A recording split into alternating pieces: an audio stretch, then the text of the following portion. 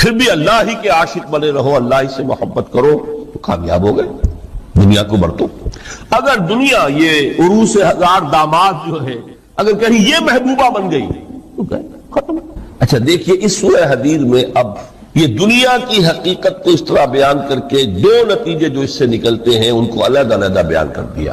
ایک نتیجہ جو میں بیان کر چکا، رہبانیت، ترک دنیا، اس کی نفی کرتے ہوئے فرمایا وَلَقَدْ أَرْسَلْنَا نُوحًا وَإِبْرَاهِيمَ وَجَعَلْنَا فِي ذُرِّيَّتِهِمَا النُّبُوَّةَ وَالْكِتَابَ فَمِنْهُمْ مُهْتَدٍ وَكَثِيرٌ مِنْهُمْ فَاسِقُونَ ثُمَّ قَفَّيْنَا عَلَىٰ آثَارِهِمْ بِرُسُلِنَا وَقَفَّيْنَا بِعِيسَى ابْنِ مَرْيَمَ وَآتَيْنَاهُ الْإِنْجِيلَ وَجَعَلْنَا فِي قُلُوبِ الَّذِينَ اتَّبَعُوهُ رَأْفَةً وَرَحْمَةً وَرَهْبَانِيَّةً ابْتَدَعُوهَا مَا كَتَبْنَاهَا عَلَيْهِمْ۔ اصل مضمون یہ تھا جس کے لیے تمہید اتنی لمبی باندھی، ہم نے نوح کو بھیجا، ابراہیم کو بھیجا، ان کی اولاد میں ہی نبوت اور کتاب رکھ دی، پھر ان کے نقش قدم پر ہم نے اٹھایا عیسیٰ ابن مریم کو، انہیں انجیل دی، اور جو لوگ ان پر ایمان لائے ان کے دلوں میں رحمت اور رافت کے جذبات پیدا کر دی، انسانی ہمدردی۔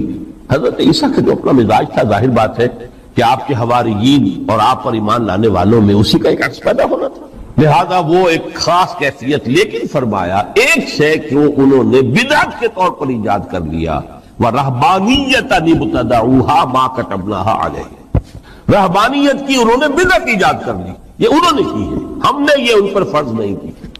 یہ ہے وہ منفی نتیجہ، گریز، خانقاہوں میں جا کر بیٹھ جاؤ، موناسٹسزم، تجرد کی زندگی گزارو، نتیجہ اس کا کیا نکلتا ہے کہ بظاہر راہب اور راہبائیں رہ رہی ہیں اور رہ رہے ہیں، اور اندر جو حرام کاری کے بازار چل رہے ہیں، اور تہخانوں کے اندر حرامی بچوں کی قبروں کے قبرستان بنے۔ ہسٹری آف کرسچین موناسٹسزم پر کتابیں پڑھ لیجیے، خود انہوں نے اپنے سارے جو ہیں بخیے اجیڑ کر خود رکھ دیے۔ یہ رہبانیت، یہ اسلام کا راستہ نہیں ہے۔ احادیث کے حوالے سے میں آپ کے سامنے پہلے بیان کر چکا ہوں، میں بعد میں تھوڑا سا عرض کروں گا کہ ہمارے ہاں بھی یہ رسم کیوں آئی اور کیسے آئی۔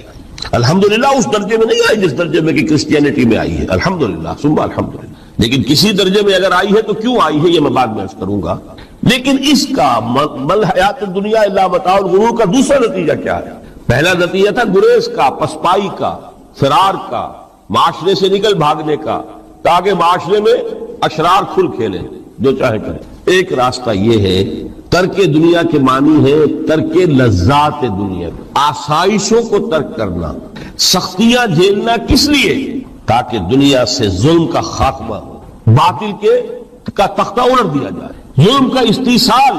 ظاہر بات ہے ظالم آسانی سے ظلم نہیں چھوڑے گا، ایکسپلائٹر وعد و نصیحت سے اپنے ایکسپلائٹیشن سے باز نہیں آئے گا۔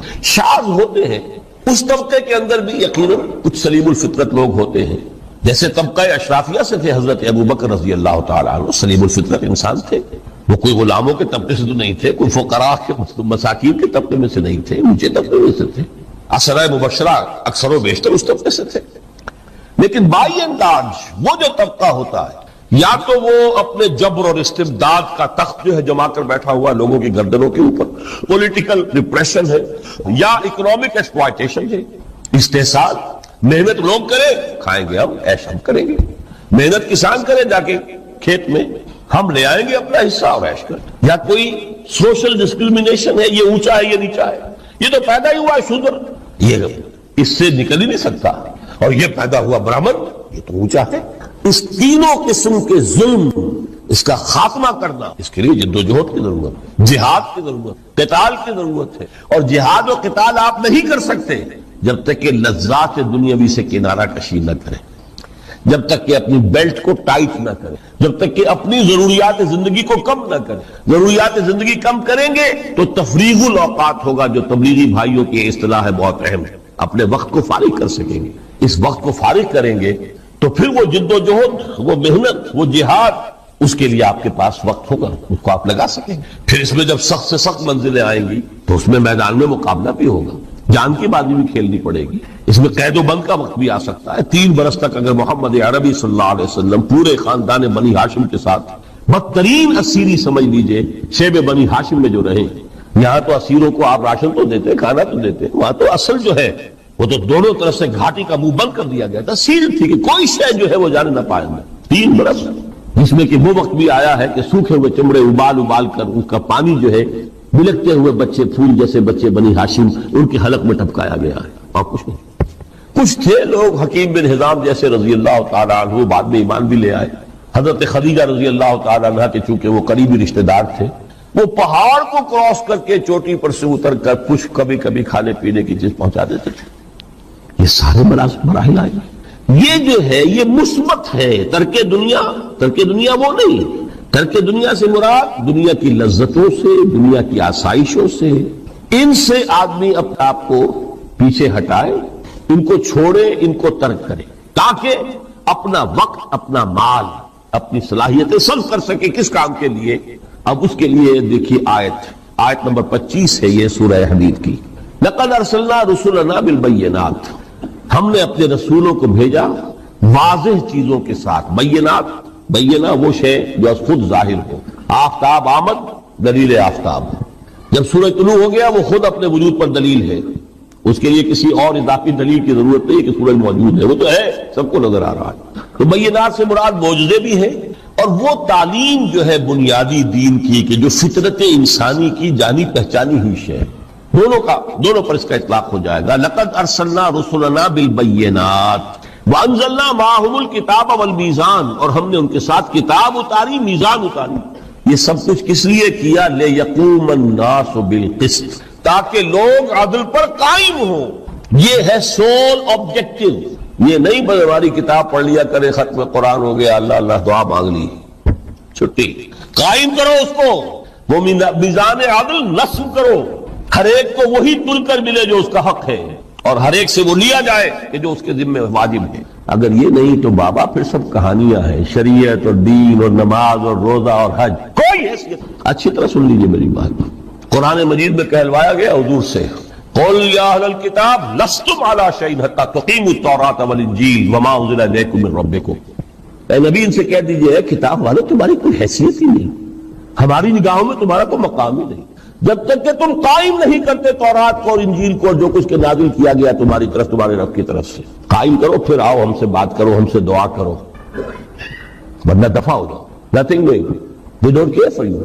لستم علی شیء حتی تقیموا التوراۃ والانجیل وما انزل الیکم من ربکم۔ اب قانون خداوندی تو بدلتا نہیں ہے، نہ فرام پرسن ٹو پرسن، نہ فرام نیشن ٹو نیشن، نہ فرام امہ ٹو امہ، اٹل ہے۔ وَلَن تَجِدَ لِسُنَّتِ اللَّهِ تَبْدِيلًا وَلَن تَجِدَ لِسُنَّتِ اللَّهِ تَحْوِيلًا۔ سنت اللہ تو ایک ہے۔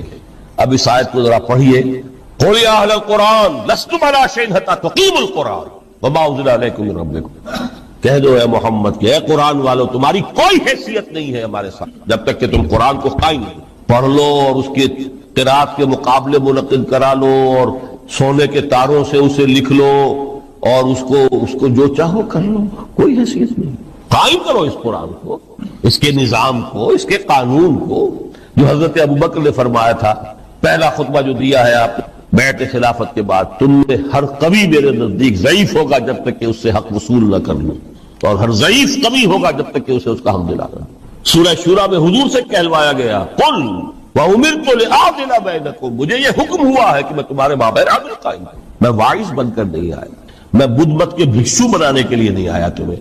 ہاں انقلابی عمل میں ایک مرحلہ آتا ہے، بدھ مت کے بھکشو بننا پڑتا ہے کچھ عرصے کے لیے، تیاری کا مرحلہ، وہ میں ابھی بعد میں ذرا بیان کر دوں، لیکن مستقل نہیں ہے یہ بدھ مت کے بھکشو۔ یہ بدماش جس طرح چاہیں کھل کھیلیں، ظالم جس طرح چاہیں لوگوں پر ظلم کرتے رہے، تشدد اور جبر کا جس طرح سے چاہے معاملہ کرے، استحصالی نظام جس طرح ہوتا ہے چلتا رہے۔ شاہ ولی اللہ دہلوی رحمۃ اللہ علیہ کے الفاظ میں، انسانوں کی عظیم اکثریت ڈھور ڈنگر بن جائے، صبح سے لے کے شام تک کمر توڑ دینے والی مشقت کے بعد بمشکل 2 وقت کی روٹی ملتی ہو، اس کا کبھی خیال اسے اللہ کا آئے گا؟ کبھی اللہ سے لو لگا سکے گا؟ دنیا نے تیری یاد سے بیگانہ کر دیا تو اس سے بھی دل فریب ہے غم روزگار کے۔ اس لیے حضور نے فرمایا قاد الفقر ان یکون کفرا، یہ فقر جو ہے یہ تو انسان کو کفر تک پہنچانا۔ عدل قائم کرو۔ تو دیکھیے یہ آیت انتہائی